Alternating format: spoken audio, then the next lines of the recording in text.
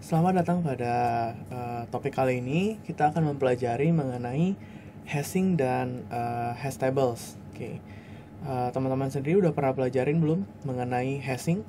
Apa sih sebenarnya perbedaan dari hashing itu sendiri dan sebenarnya hash tables itu apa gitu?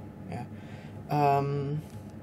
Oke, nah hari ini kita akan mempelajari terkait ada mengenai hashing, ada hash table, hash functions maupun collisions ya. Nah, ibaratnya kalau teman-teman perhatikan di sini, oke, sorry,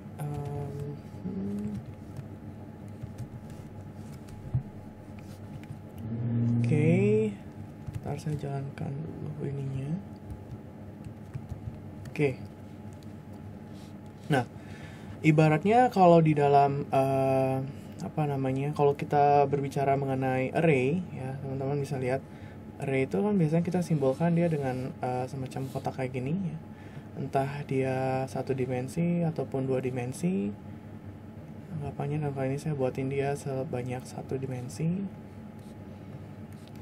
Misalkan ada angka yang kita pengen cari di mana letak posisinya. Misalkan teman-teman punya angka 3, angka 2, angka 1, kemudian ada angka 10, angka 37, kemudian angka 9, kemudian angka 10. Anggapannya dalam hal ini teman-teman mungkin pengen cari angka 37 ya, angka 37 ini. Jadi yang biasa kita lakukan apa? Kita melakukan linear searching ya, kita harus search satu-satu mulai dari sini. Apakah di sini angka 37? Bukan. Apakah di sini angka 37 juga bukan? Apakah di sini angka 37 juga bukan? Di sini bukan. Ternyata di sini. Nah, proses inilah yang kita sebut dengan linear searching. Cuma hal ini kita nggak mau memakai cara kayak gini ya teman-teman. Nah, kalau di dalam array sendiri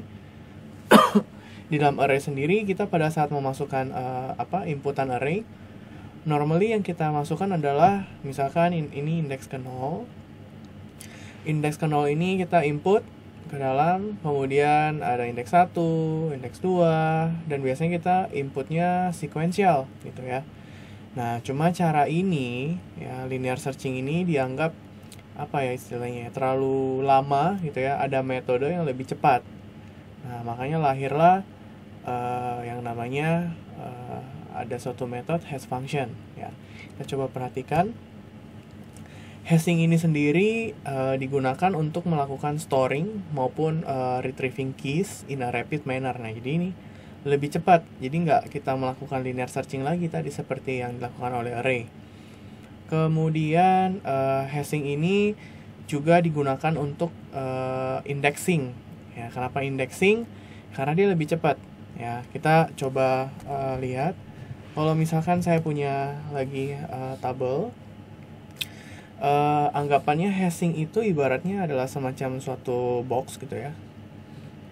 Ya, ini box ini saya katakan dia adalah fx.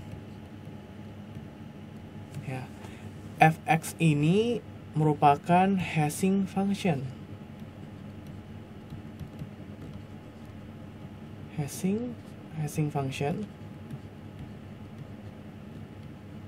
Dia adalah merupakan hashing functions yang dimana akan ada input yang masuk ke dalam sini, dalam hashing functionnya. Inputnya ini biasanya ya misalkan saya pengen men-store nama saya, ya ini input teman-teman. Di sini saya ibaratkan inputannya adalah Handry. Oke. Handry ini akan pertama kali masuk ke dalam hashing functionnya ini, dan yang dilakukan oleh hashing function ini akan mengenerate suatu key atau suatu indeks ya. Ini adalah outputnya. Oke. Kemudian outputnya ini ya, dia akan berupa integer. Ya, dia akan berupa integer dan biasanya ini disebut dengan nama key. Oke.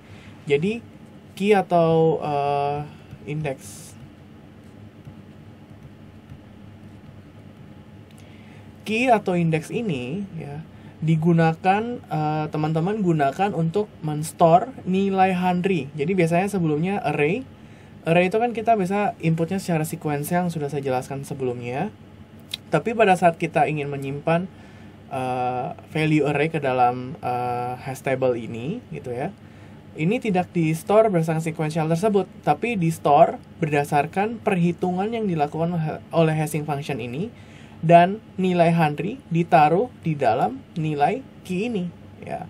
Anggapannya hashing function ini pada saat kita masukkan inputan Henry gitu ya, key-nya keluarnya misalkan adalah 8. Berarti nanti di indeks yang ke-8 ya, misalkan saya punya sini misalkan name. Berarti nanti di name indeks yang ke-8 ini value-nya ini di sini adalah value yang dari sini. Oops.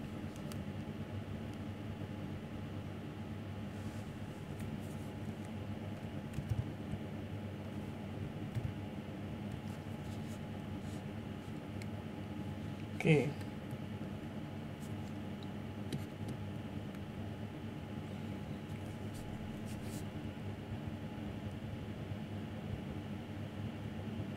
Oke.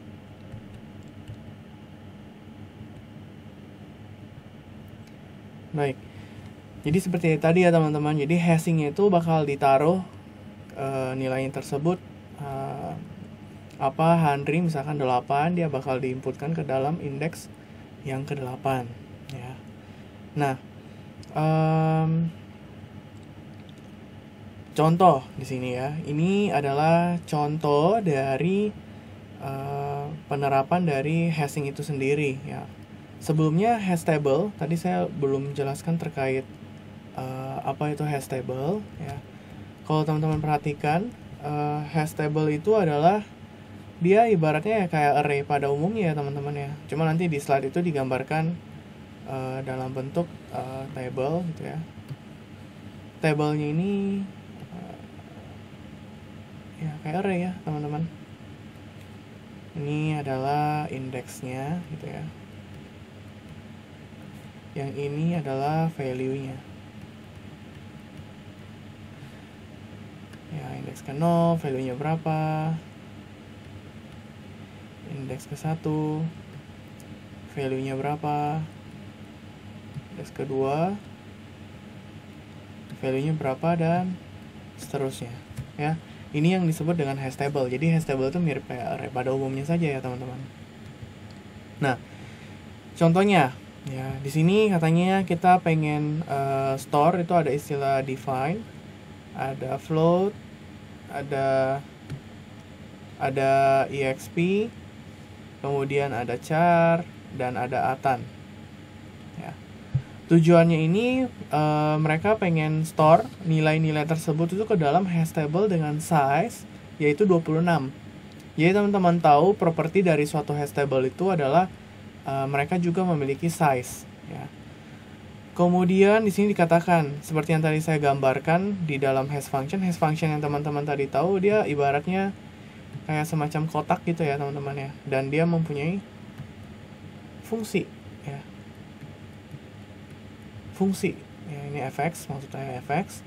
Ini fungsinya apa? Nah, fungsinya tergantung dari apa yang teman-teman define. Contohnya di sini adalah kita memiliki hash function yang dimana kita mentransform first character ya, jadi kita transform first character of each string into a number between 0 and 25. Jadi artinya di sini sudah digambarkan bahwa si A akan bernilai 0, B akan bernilai 1, C memiliki indeks 2 ya, dan Z bakalan menjadi 25 ya. Kita lanjutkan ya. Di sini kenapa, jadi pada saat kalau saya gambarkan di sini, jadi ibaratnya ini adalah tadi hashing function teman-teman. Yang diinput di sini tuh adalah nilai-nilai yang ada di sini. Ini adalah inputnya teman-teman. Ya. Input ini akan ditaruh semuanya di dalam sini. Oke. Kemudian hash function ini akan mengambil semua yang indeks pertama. C, D, E, dan F. Ya, ini A ya. Nah, karena diambil indeks pertama dikatakan A itu 0 gitu ya. Jadi makanya pada saat teman-teman mengeluarkan output gitu ya, akan berdasarkan output dari si A. A ini karena dimulai dari 0 ya, A itu adalah 0, C itu adalah 2, D itu adalah 3 karena dari urutan alfabet ya maksudnya. Ini salah satu contoh hash function saja ya teman-teman. Jadi nggak semuanya hash function itu mengambil first character. Ini hanya saja contoh untuk mempermudah teman-teman mempelajari sebenarnya kegunaan hash function itu apa sih di dalam indexing. Nah, E itu adalah 4, F itu adalah 5, dan seterusnya. Makanya semua yang ada di sini ya itu adalah table size ya teman-teman. Tapi kenapa bisa si A, C, D, E, F itu disimpan di indeks yang kesini? Yaitu karena berdasarkan itu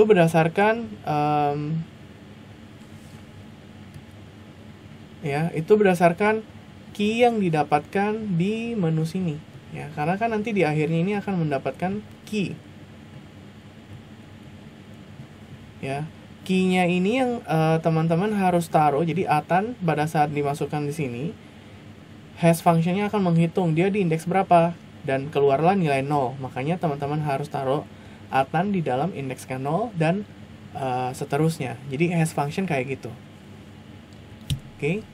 Nah, di dalam melakukan hash function tadi yang sudah saya jelaskan ke teman-teman, hash function itu sendiri kan cukup cukup banyak ya. Nah, salah satunya yang mentransform first index yang berada di A ya.